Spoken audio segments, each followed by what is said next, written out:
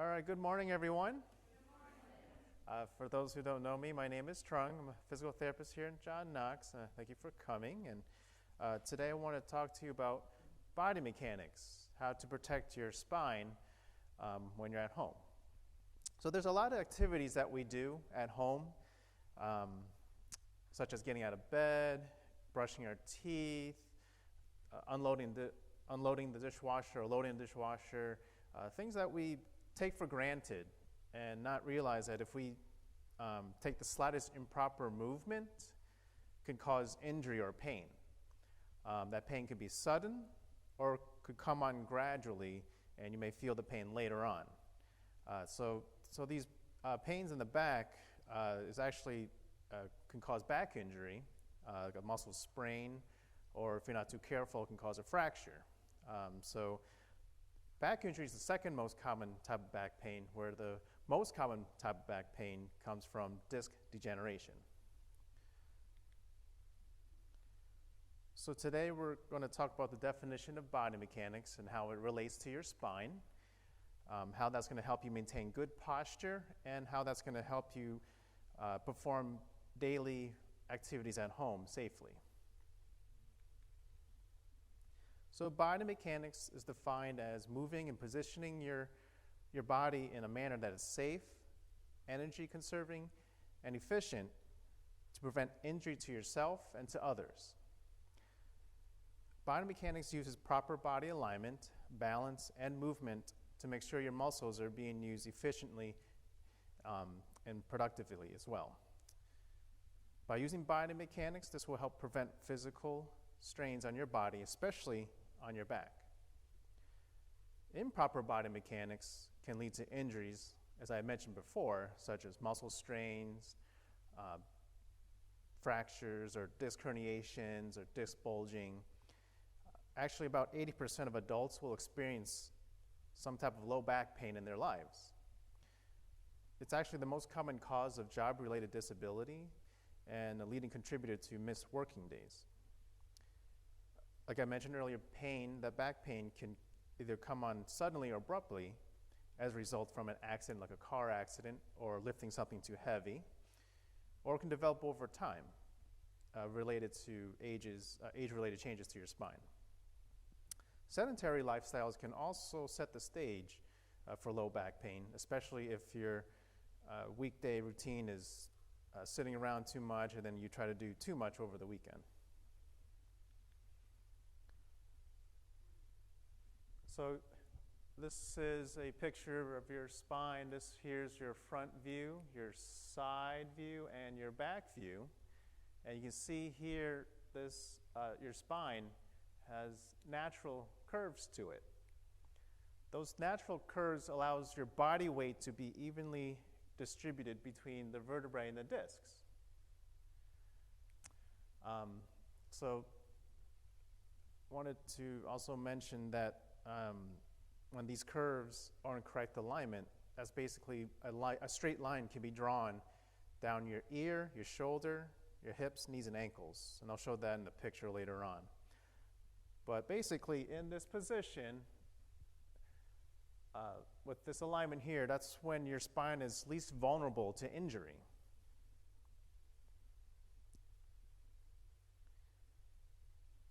So here's a close-up picture of your spine. Up top here, you can see the vertebrae is separated by this disc, this intervertebral disc. It's basically like a jelly donut. So it has a gelatinous middle and the fibrous outer rings. That allows your spine to flex and bend and also acts as shock absorbers. You can see down here are different types of injuries that could happen or age-related changes. So the degenerated disc here is related to age. You see there and down here, where basically in both cases the disc has become thin. So the vertebrae are coming closer together, and the hole here, we call it foramen, where the spinal nerves come out, there's a chance for that to be pinched. Now, with a bulging disc or a herniated disc, that's usually a result of bending over, not bending at your knees or hips, bending forward in your back and try to lift something too heavy, can cause that jelly material to either bulge out, where you can see here that can pinch some nerves, or the jelly actually comes out, which is even worse, and really can cause not only back pain, but nerve pain.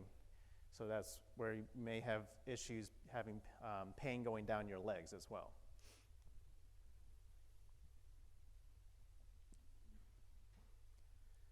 So good body mechanics are based on good posture.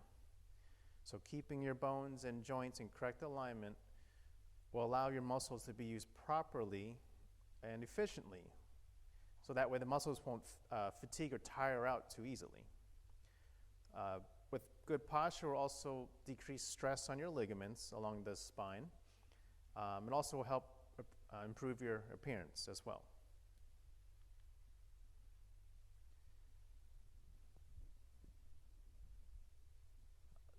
Right here is what I would mention earlier about this straight line with good posture goes through your ear, shoulder, hips, knees, and ankles. And then other examples of poor posture, where here the person's neck or head is leaning too far forward, reduces the curvature of the neck, of the cervical spine, puts stresses there on the shoulders. Here this person's rounding their upper back. And then here, this person's overarching their back here and tilting their pelvis too far forward. And then this person's is leaning too far back on their hips.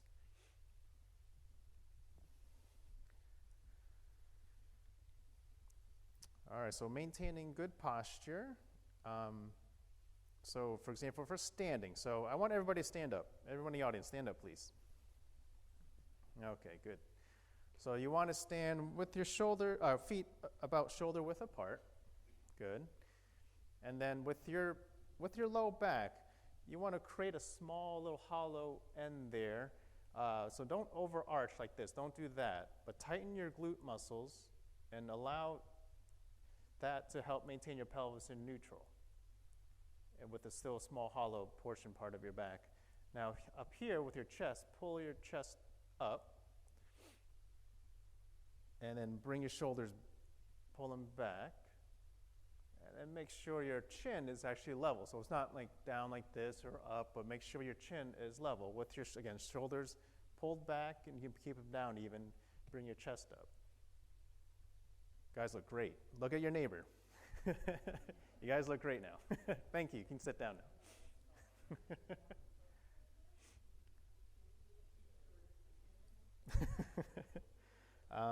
Let's see. With standing in one position can be painful, actually. So you want to change your position. That helps release stress on your body. Improves the circulation as well. You also want to just check your posture. You might have to make more mental note, like even if you need to look in a reflection or mirror to make sure your chin's level up and then pull your shoulders back, because sometimes we're not thinking about it, but if we look at your reflection or even make sure to do it, you can just check your posture often. Make sure that you're standing on a firm surface. If you need to, you can place your foot like on an old book to keep your foot elevated, and that will help relieve pressure as well. All right, so if we're sitting, so everyone's in the chair now. So you want to make sure, and everybody can do this in your chair, so make sure your buttocks is in the back there. You should have some small space between the back of the chair and your knees. Make sure that knee is bent about 90 degrees. Your feet's flat. And then again, with your chest, pull your chest up, shoulders back, make sure your chin is level, okay? Sometimes you might need like lumbar support, like a rolled towel, and you can put it here to help support your back. So that will help you posture while sitting, okay?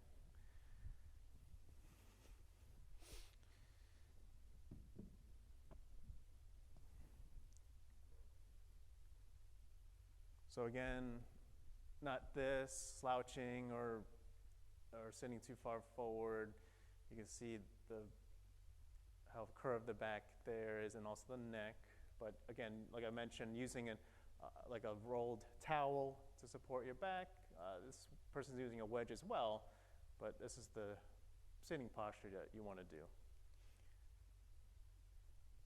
While you're driving, adjust your seat height and distance so that your knees are slightly bent, and again, your back supported. Even if you need to use that towel roll, you can.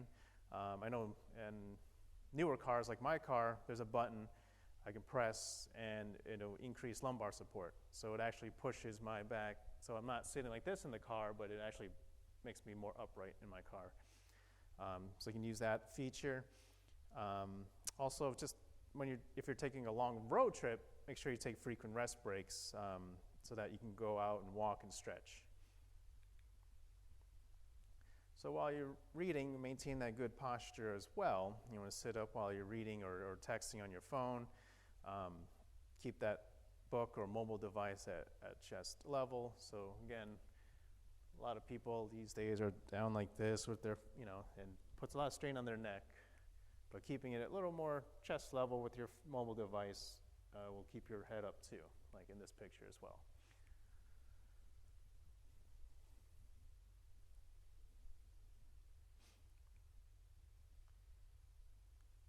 For sleeping, it's best to sleep on a firm mattress.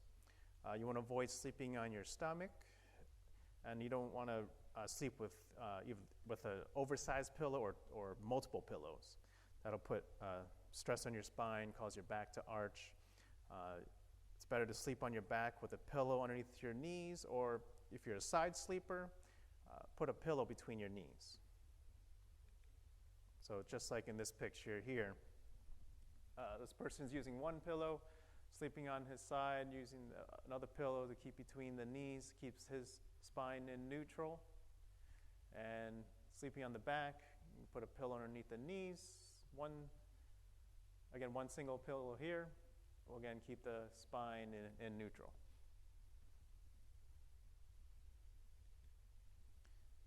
So next we're going to talk about different areas in your home, how you can again maintain good posture and protect your spine while doing activities in your home. So while standing at the kitchen sink, if we're washing dishes, you can open the cabinet door and put your foot inside. You can even lean on the sink there, and you can see this woman here with that foot in the cabinet. Her hip is bent, her knee's bent, but her back is straight. Versus in this picture, you can see here both feet are flat on the ground, but she's trying to reach in and just putting too much strain on her back like that. You can also put your foot on the book if you want while standing at the sink. If you're at the counter preparing a meal, you could sit on the edge of a stool, or like I said earlier, you can stand and put your foot on the book as well. For loading and unloading a dishwasher, you want to place your hand on the counter for upper body support, and use the other hand to load the dishes one at a time. To unload, the same idea, putting your hand on the counter to support your upper body, and use your other hand to unload the dishwasher, taking one dish at a time. By putting the one hand on the counter, the lower back the strain is reduced by shifting the weight towards the upper body, towards the arm. So there's less strain on the back. So here again, putting the hand on the counter, while pulling the rack out, and again, hand on the counter while she's pulling the dish out there. Less strain on the back. For mopping floors, if you are mopping at floors, maybe you're not because you have housekeeping, but if you are mopping the floor, you want to use a diagonal stance. And by using a diagonal stance, you can push that mop back and forth. So not standing like this, but separated like this. So one foot's in front of the other. And using that mop to push and going back and forth. So that weight transfer is through the hips and knees. So my hips and knees are moving back and forth, and that's where I'm shifting my weight while pushing that mop. If you're going side to side, you still want to keep your feet separated, but you're going to shift your weight side to side versus overreaching like this. That would put too much strain on your back and may cause twisting. So again, not overreaching, but keep that mop closer to your body. Same idea with sweeping. Usually for saving your back and preventing injury, what I recommend is in that diagonal stance and having that broom and pull the dirt towards you. I used to like to sweep going like this side to side, but again, that can cause a lot of twisting and torsion on your back. So for prevention of injury, if you maintain that diagonal stance, holding that broom, and not overreach, but keep that broom close to you and shift your weight using your hips and knees, and then move over and sweep again. If you're pushing a broom away from you, you want to maintain that stance again, and again using your hips and knees to push forward versus standing in one spot and overreaching. Just to make sure you're moving your feet and get changing your position and avoiding that bending at your back.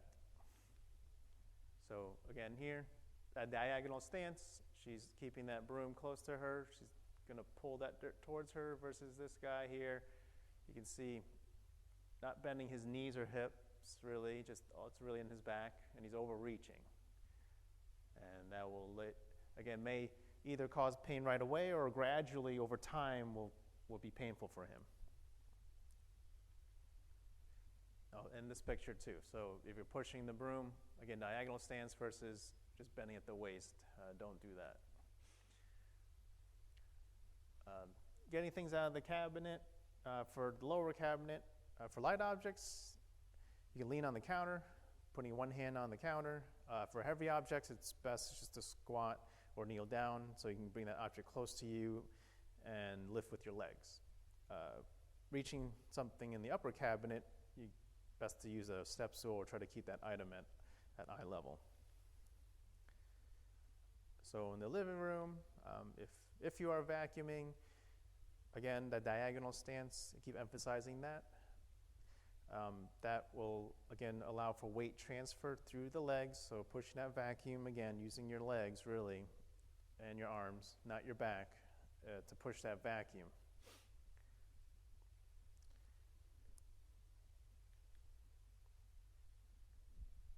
So again, diagonal stance, hips, knees bent, back straight.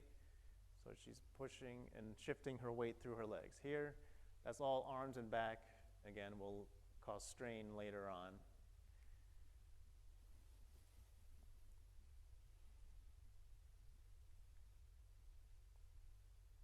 And that's this example as well too. Back straight, but don't overreach. Don't try to reach underneath the furniture by bending over with your back. If you have to move some furniture, go ahead. But again, just avoid bending at the waist in the back. So in the bathroom, while brushing your teeth at the sink, again, if you have a cabinet door, you can open it and put your foot inside. It allows your knees and hip to bend. You can place your hand on the counter for support while brushing your teeth versus brushing your teeth like that. I don't know who brushes their teeth like that, but the emphasis is don't bend at the waist, but this is more even weight transfer and reduces the strain on your back. You can sit on a stool or squat, but basically don't bend at the waist. Same thing if you're wiping down the toilet, you can place your hand on a toilet or a countertop for support, and then use the other hand to clean, and make sure you're bending more at the hips and knees. While doing laundry, again, placing that hand on top of the machine will give you upper body support. Use your other hand to remove one item at a time or placing one item in. Just want to make sure you're handling small loads because the wet clothing adds weight and that could be too much for lifting. So here you can see in this picture, you could put one hand on there. If you're going into a top-loading washer, you can kick your leg out even as you reach versus just trying to bend in, overreaching with your back bent over like that. And then standing up tall, this person has one of those washer and dryer units that's attached, so she can just pull one item at a time and then just put it on top into the dryer while maintaining good body mechanics. In the bedroom, so making the bed, you can easily injure yourself, put some strain on your back making the bed too.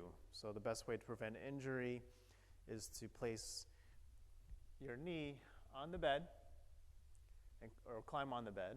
This again avoids overreaching and bending at the waist. Make sure you bend your knees and keep your abdominal muscles tight if you're going to lift up the mattress and tuck under the sheet under.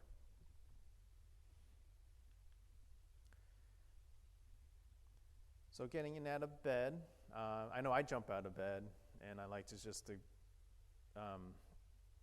throw myself forward. But the best way to get in out of bed is using the log roll technique. So when you get out of bed, you want to roll onto your side, bring your legs off the edge of the bed and use your arms to push up.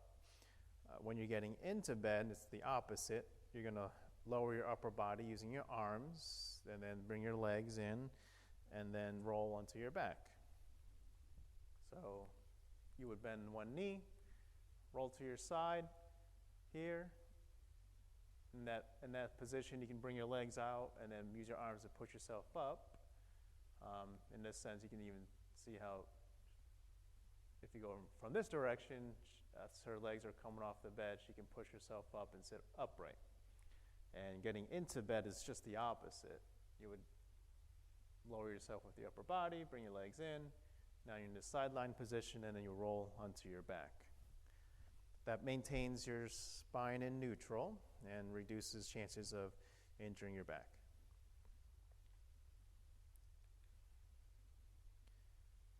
So in the garage and driveway, getting things out of your trunk, again, big emphasis is bending at your hips and knees. Try to avoid lifting too many things out of the trunk at one time.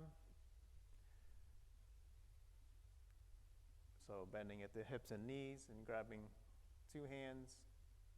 For something way in the back of the trunk, you can lean on the trunk, kick your leg out, and pull it closer to you, and then get out of your trunk.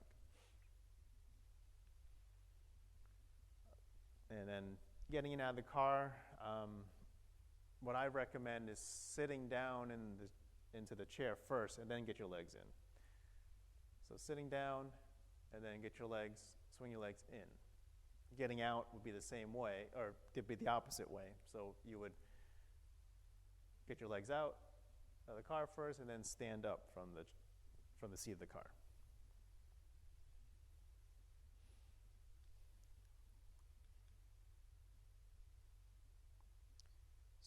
So proper lifting technique, if you're going to lift something heavy, you want to keep that load in front of you. Bend at your hips and knees in a squatting position. The reason for this is you're using your legs to lift. Your legs, your hip, your thigh muscles, your knee muscles, all of those are stronger than your back muscles. So once you bring that load closer, you keep it towards your chest, use your butt muscles and your leg muscles and tighten your abdominal muscles as you stand up and lift up that heavy item.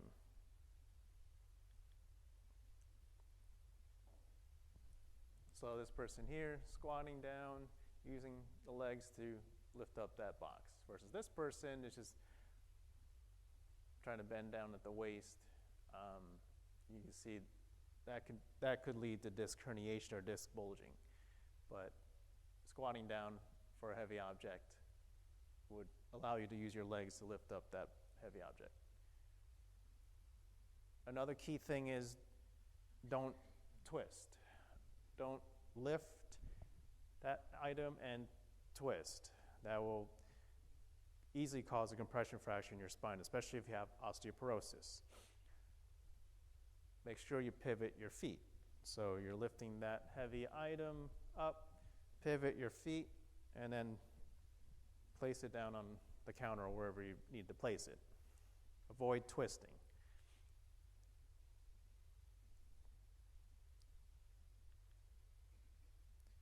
That's an example of compression fracture. I've had a patient one time, she mentioned she was just taking a shower. She went to reach for the shampoo bottle, heard a pop. X-ray confirmed it was compression fracture. So it's really easy for, especially with people with osteoporosis, to cause compression fractures, just even just turning and twisting. So again, avoid twisting, especially if you're lifting something heavy. The golfer's lift. This is used to lift a light item from the ground. You want to use a solid object to put one hand for support and then grab that light item up. So if I'm going to pick up this pointer here, I'm using my one hand on the podium for support, and then to pick it up, I have my other leg kind of backwards to keep myself balanced while picking up that light item from the floor. So that's where the name came from. She's not really using a stable surface, but she's using her club to pull the ball out of the hole. But here he's holding onto that chair to grab that paper from the ground, and then his legs kicked back to keep himself level and balanced. Again, both examples, the back is nice and straight.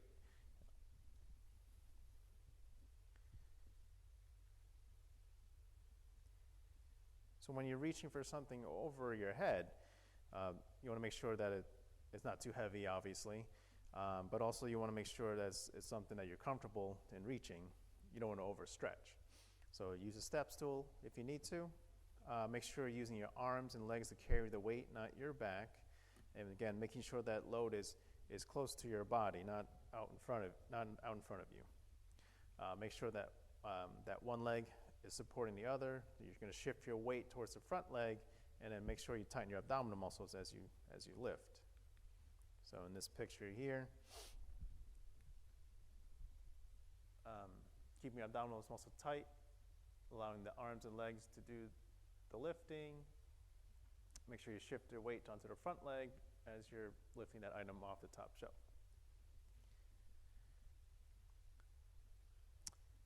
Some things away from home, like if you're going grocery shopping, again, you want to squat to get something heavy down from the lower shelves.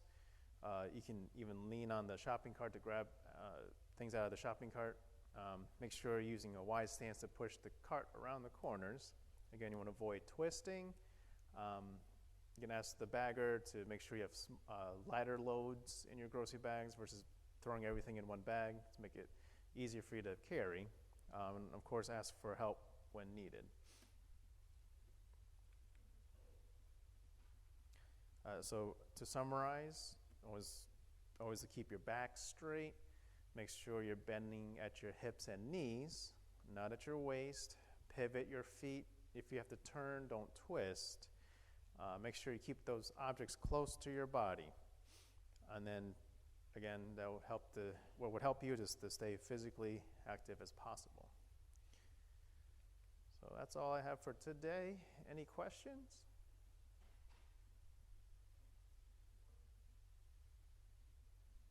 Yes.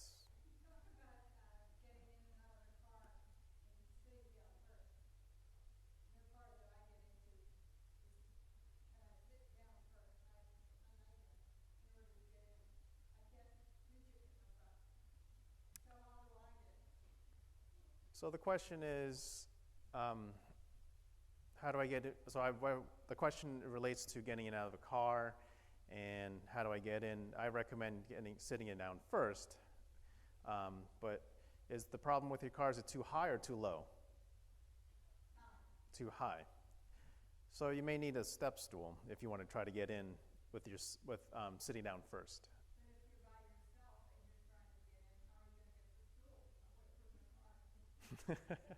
I know.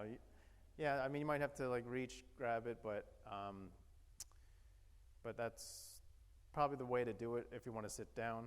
If you can comfortably get in with your legs in first because your car is too high, yeah, as long as you don't twist. Make sure, again, don't twist. Okay? Any other questions? Yes?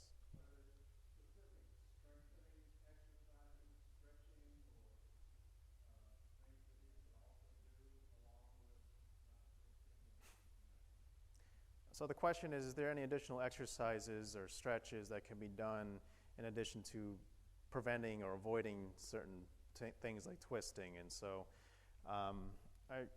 if your knees allow you to, you can do mini squats to help strengthen your thigh muscles, because with lifting or reaching things down, again, the emphasis is bending your knees and hips. So doing mini squats, or if you're able to, sit the stands without using your hands. If you can do this, this is a good exercise too. Going up and down from a chair will help strengthen your legs. There are stretches for your legs and your back that you can do. We could talk more about it later because I would have to show you how to do them. But yeah, there's stretches for your back and your legs that you can do to keep you flexible, because flexibility is important as well. And also core stabilization exercises or abdominal exercises that you can do, like laying on your back and doing bridges or pelvic tilts. If you want to learn more about those, you can come talk to me afterwards so I can properly instruct you how to do those. But those would help you make sure that your legs are strong, your core is strong, and to prevent you from twisting and bending at your back. Any other questions? All right, thank you.